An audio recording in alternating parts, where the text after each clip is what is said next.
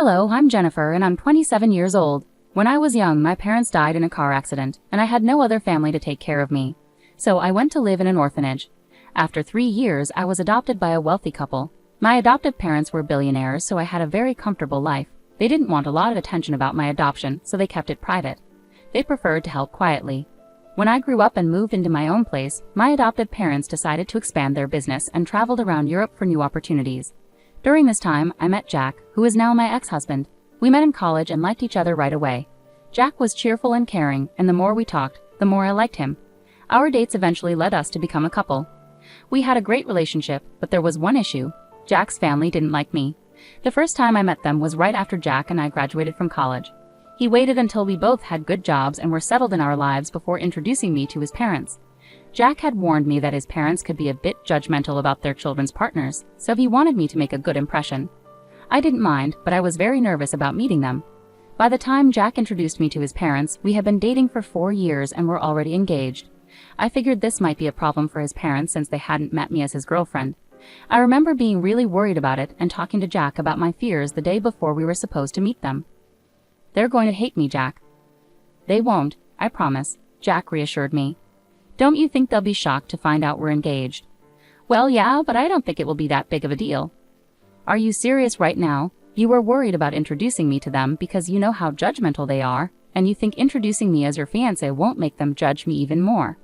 "Look, even if they do, does what they say really matter? It doesn't to me, but I know you're always so careful about what they think." "I promise you that it won't affect or matter to me at all, Jennifer." "All right, if you say so.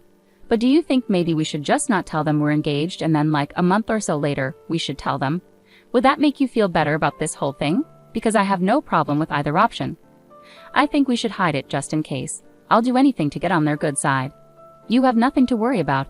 I'll be there with you no matter what." "Thanks, Jack." The reason I was so anxious was because every time I suggested Jack tell his parents about me, he made a big deal about them not approving.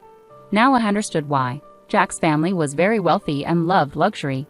They wanted the same for their children and only accepted their dating choices if they came from wealthy backgrounds, equal or richer than theirs. Compared to their lifestyle, mine wasn't rich at all. I hadn't told Jack about my family because I didn't see the point. When I finally realized why he was so insistent on keeping me hidden from his parents, I felt it was even less necessary for them to know about my background. I wanted them to like me for who I am, not for my family's money. Naively, I believed they would appreciate me that way, but I was wrong. We decided to meet Jack's parents at a fancy restaurant. Jack held my hand as we walked in. I wore my engagement ring on a necklace to keep it close but not obvious. When we reached our table, his parents already seemed annoyed. Jack warned me they were strict about punctuality, and we were 2 minutes late. Not a good start. His parents gave me a quick look of disapproval and then ignored me while they talked to Jack. I felt really small in their presence. The longer they ignored me, the more I wanted to leave. I kept quiet until Jack finally introduced me. "Mom, Dad, you can't just talk to me. This is my wonderful girlfriend, Jennifer." "Oh, hello. It's a pleasure to meet both of you," I said. "Hi. I wish I could say the same." "Mom, what?" "I'm just telling the truth. So Jennifer, Jack mentioned you both met in college. Is that correct?" "Yes, we did. We had some classes together." "And how did you manage to afford that college? It's known for its high tuition and selectivity." "Dad, that's enough." "Jack, don't speak to your father like that. He's asking a reasonable question. Jennifer, please answer." "I had a full scholarship. I'm really grateful for the opportunity because I learned a lot and met Jack, which has been wonderful." "Well, meeting Jack must be one of the best things that's happened to you. He's wealthy and you seem to need that kind of money. At least you're smart because your looks aren't all that impressive, you know." "You know what? That's enough. We're leaving. Come on, Jennifer." Jack grabbed my hand and we walked out. I was shocked by how his parents had treated me. It was hard to believe that people could be so openly mean to someone's face. I was too stunned to even process my feelings. The car ride home was silent because Jack was furious. When we got home, Jack made sure I was okay, but honestly, I didn't know how to feel at that moment. I had dressed nicely and behaved politely. I didn't order anything extravagant, yet Rose and Tom had already formed their opinion of me without even talking to me. After that incident, Jack didn't speak to his parents for a while. They texted him, accusing us of disrespect for leaving lunch early. Jack didn't reply until a month later when he texted them to announce our engagement. After threatening his parents with no contact if they opposed me, they'd offered to pay for our wedding under the condition they made all the decisions. Jack and I didn't want that, so we chose to elope instead. My parents, who were in Europe, were supportive and even sent us a generous gift.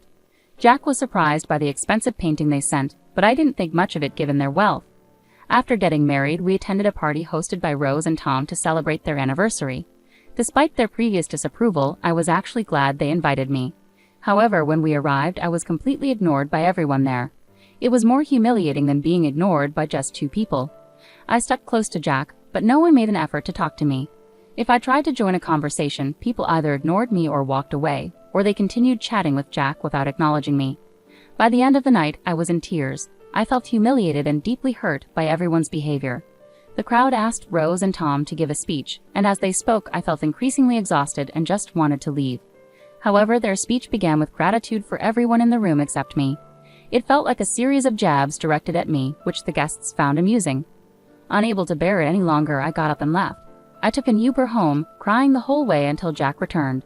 When he arrived, he seemed upset and frustrated. "Why did you walk out like that?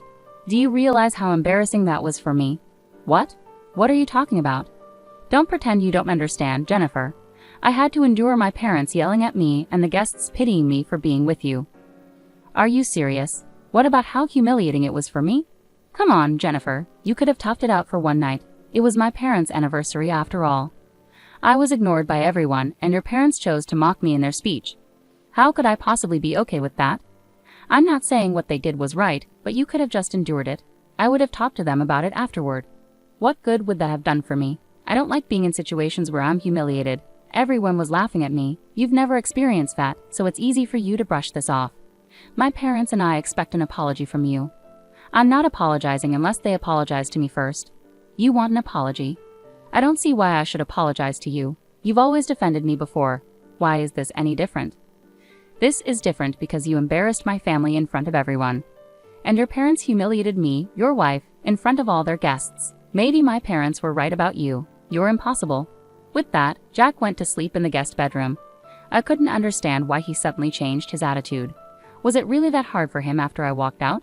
He always defended me, especially when his parents criticized me. For me to leave should have shown how hurt I was, but Jack didn't seem to care about that. Jack continued to give me the silent treatment for the next week. Meanwhile, I received numerous texts from his parents accusing me of being ungrateful and embarrassing. I tried to talk to Jack, but he refused. Eventually, I reluctantly apologized to both him and his parents, even though it felt degrading. I did it because I loved Jack and didn't want this issue to ruin our relationship. However, things only got worse from there. Jack's parents retired and began hosting weekly family dinners. Jack always attended, and the first time he took me along, the atmosphere was tense the moment I entered. Rose was preoccupied and didn't notice me immediately, but Tom and Jack's siblings awkwardly glanced at me without saying a word. Jack left me standing alone while he caught up with his family. When Rose came downstairs, she saw me and immediately stormed over in anger. "What are you doing here?" "Excuse me?" "No, I won't excuse you." "Why are you in my house right now?" "We were invited for dinner." "Wrong. I invited Jack because this is a family dinner." "I'm Jack's wife, so I'm part of this family, right?" "Absolutely not. Someone like you, an orphan, has no place in this family." "What? You thought you could keep that detail from us? We do background checks on our children's spouses, and you don't measure up to our standards. I will never accept you here." "Why not? Surely there's more to being part of your family than just background checks. You're not attractive and you're not wealthy. You could never fit into our social circles. Why are you so focused on superficial things? Are you afraid I'll damage your reputation just by being myself? Doesn't my making Jack happy matter to you? If happiness made money, everyone would be rich. This is why you don't belong with us. Maybe I'll never be as superficial as the rest of you because I care about who people really are. You never gave me a chance before judging me. I'm glad I don't fit in with you." "Jennifer, that's enough. Here's some money. Get yourself an Uber and leave." I stared at Jack in disbelief as he handed me the money. Tears welled up in my eyes as I walked out and cried in the Uber again. I couldn't understand why Jack had changed so suddenly. Was he trying to appease his parents after the party? Whatever it was, I felt hurt and angry at him. He stood by while his parents insulted my past, something he usually defended me from. I wanted to scream and shout, but I knew it wouldn't help. Instead, I walked away. I reflected on whether I had said anything wrong, but I couldn't see how. I was just standing up for myself, calmly at that. Jack continued not to speak to me after he came home. My heart was breaking, and I felt utterly alone. I knew he expected me to apologize again, but I couldn't bring myself to do it like last time. Rose had insulted me deeply, and Jack seemed angry at me for it. If anything, I felt like he owed me an apology. For the next 2 weeks, Jack and I didn't talk. It was tough at first, but I eventually got used to it. His family's dinners continued, and I found myself home alone most evenings, which honestly didn't bother me. Hey Dad, hey Mom, things aren't going well. Why? What's wrong, sweetie? If you need help with anything, just let us know. I don't think this is something you guys can help with, but thanks for offering. Where's Jack? Isn't he helping? That's the issue. He's part of the problem. Could you explain what's going on, sweetie? Well, his parents are wealthy and very snobbish. Oh, we can't stand people like that. Tell me about it. Anyway, they saw me as some poor girl who could never measure up to their standards or fit into their elite circles, so they made a point to humiliate me every chance they got. Damn, that's awful. Oh, and last time I was there, Jack's mom decided to insult me by calling me an orphan. That woman, I want to give her a piece of my mind. How dare she say that about my precious child? Don't they know about us? And what has Jack been doing through all this? I didn't tell them about you guys because I knew it would change their opinion of me, and I wanted them to like me for who I am, not for my background. And as for Jack, he's taking their side. He thinks I was out of line for standing up for myself. Honey, are you sure this is the man you want to be with? I love him a lot, but this isn't how I imagined things. We haven't spoken in 2 weeks, and surprisingly, I'm okay with that. All right, sweetie, I'll connect you with one of my friends there. Don't worry about us not being able to help. Actually, we might be able to help you get some sweet revenge. Huh? What do you mean? Your dad and I are coming there next week. We originally planned a vacation for you and Jack, but now it'll just be us. More time for us to do things together, I suppose. Really? Oh my God, I'm so excited to see both of you in person again. That lifted my spirits. Finally, I felt happy after so long. The three of us continued chatting. Dad discussed his plan to assist me. Eventually, he asked about the location of these dinners Jack's parents hosted. As far as I knew, they alternated between their home and restaurants. Conveniently, the upcoming week's dinner was scheduled at a restaurant. I needed to find out where exactly it would be held so I could tell my parents. Luckily, Jack's email was logged into my phone, and knowing Rose and Tom, they loved to email everyone everything. It wasn't difficult to find the location, and I passed it on to my parents. My parents landed in the States and checked into their hotel, where I met them. We had lunch together, and then they treated me to a spa day they paid for because they thought I deserved it. Meanwhile, my mom's lawyer friend helped me start the divorce process. Later, my parents walked into the restaurant where Jack and his family were dining. According to Dad, as they approached the table, Tom and Rose started whispering to each other, recognizing Dad. Mom later told me how their conversation unfolded. Hello. Oh my gosh, Mr. Burns, what brings you here? Oh, I just happened to see some familiar faces and thought I'd drop in to join you for dinner. Familiar faces? Who are you referring to, Mr. Burns? Well, I see Jack here. Me? Well, hello. It's a pleasure to meet you. Your daughter talks about you a lot. But speaking of my daughter, where is she? Your daughter? I'm sorry, but I don't think she's here. But shouldn't she be here?